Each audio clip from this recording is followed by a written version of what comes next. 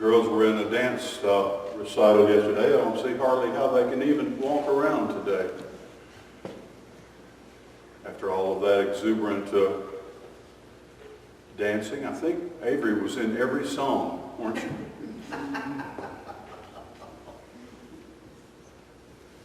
One of the songs that Addison came walking out and everybody followed her and did everything that she did, so she was the leader.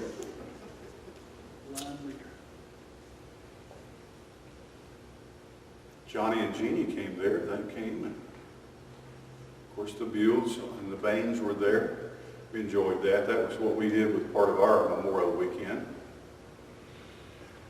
And then we went to do something very important. Ice cream. Yes. Well,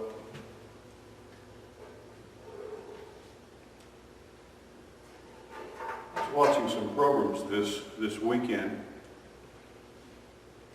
as scientists and doctors study us in modern times.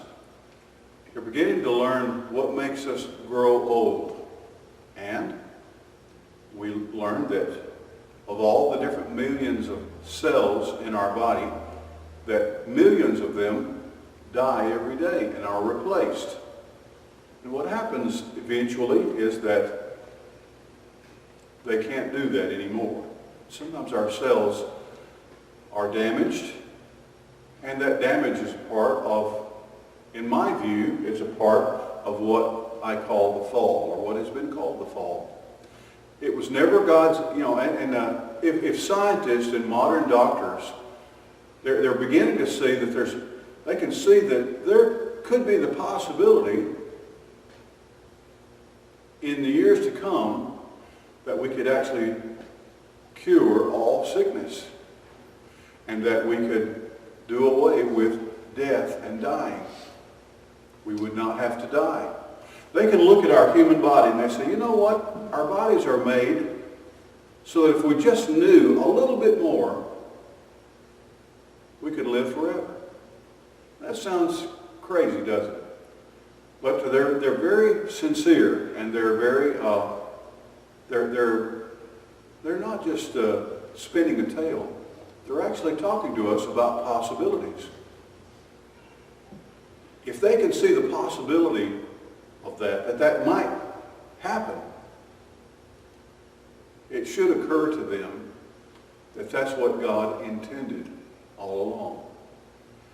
When God made human beings, He never intended for us to get sick. He never wanted us to know or have the knowledge of good or evil. I heard somebody say something, a preacher that I enjoy listening to. There's not many of those. When God created Adam and Eve and He put them in the Garden of Eden, He said you can eat anything that you want. Broccoli. If you want to eat broccoli, eat broccoli. Bananas, tangerines, apples, vegetables. It was a garden. It was a beautiful place. And it just grew and they could just eat it. He says, but there's a tree. It has a fruit on it. It's of the fruit of the knowledge of good and evil. Listen to what that preacher said. Listen. I was listening. I said, what's he going to say that I haven't heard or that I don't know? Sometimes I feel like I know everything. Yeah, so do you. Anyway, he said, he says, this is the tree of knowledge of good and evil. The tree, he says, don't eat that. You cannot eat this fruit. It's forbidden. Forbidden fruit. It is the tree of knowledge to know good and evil. He said this.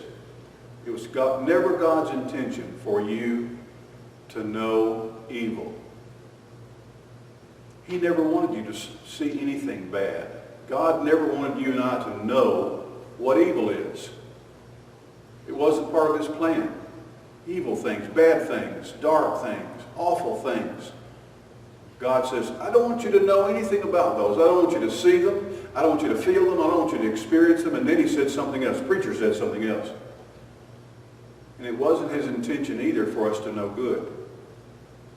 I said, what? Good things? He says, listen to this very carefully, because I think he had a point. I'm still studying about it, still thinking about it. Do you know what God, when he created the first man, the first woman, and when we're born, do you know what he wants us to know? Him? Yep, that's it. He wants us to know God. He wants us to know him. And he wanted Adam and Eve to know him. Now let me show you something. I love these. Sometimes I said, I wish I smoked cigarettes. This would really be not cool.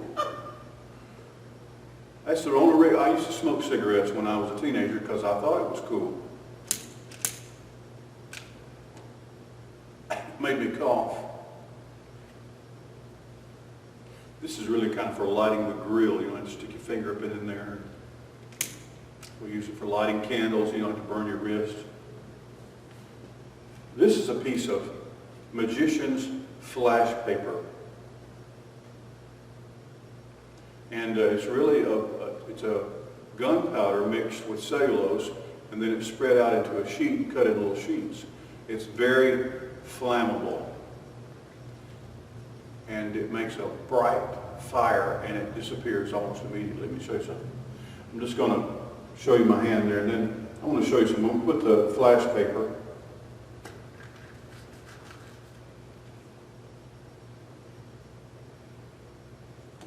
I'm going to put that in my hand just like that. Now, see this on TV a lot. Don't try this at home. There's a word that goes to the end of that statement. Do you know what it is? Don't try this at home. Professionals only. Yeah, dummy. That's good too. Dummy professional. But dummy is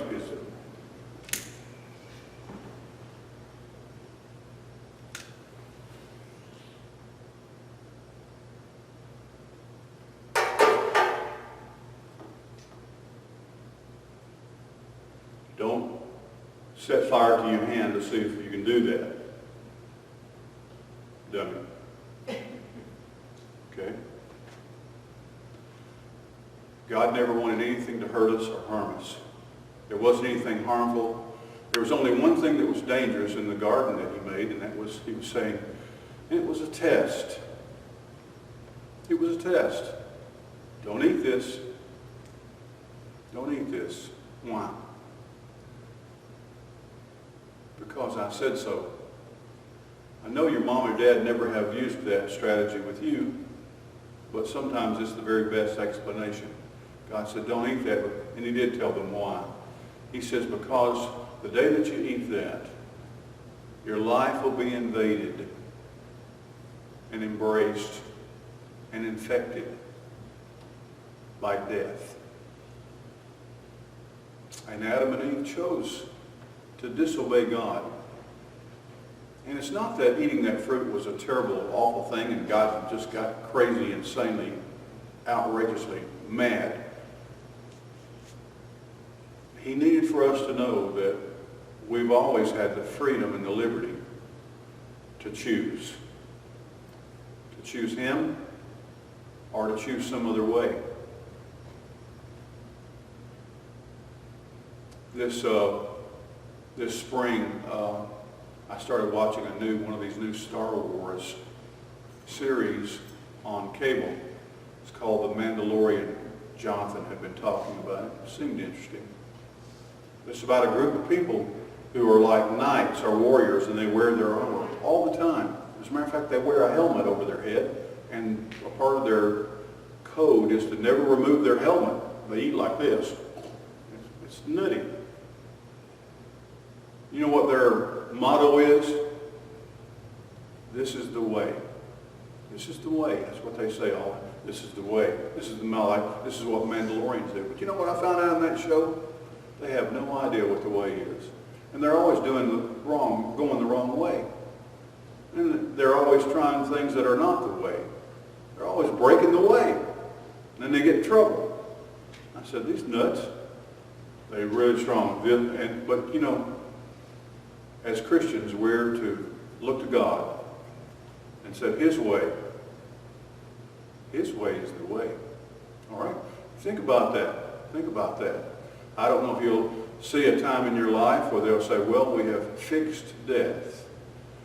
I don't know. I'm pretty sure that only God would be able to do that. But it was never his intention or his wish or his desire or his design ever for us to suffer or die. All right? Thank you. Happy Memorial Day.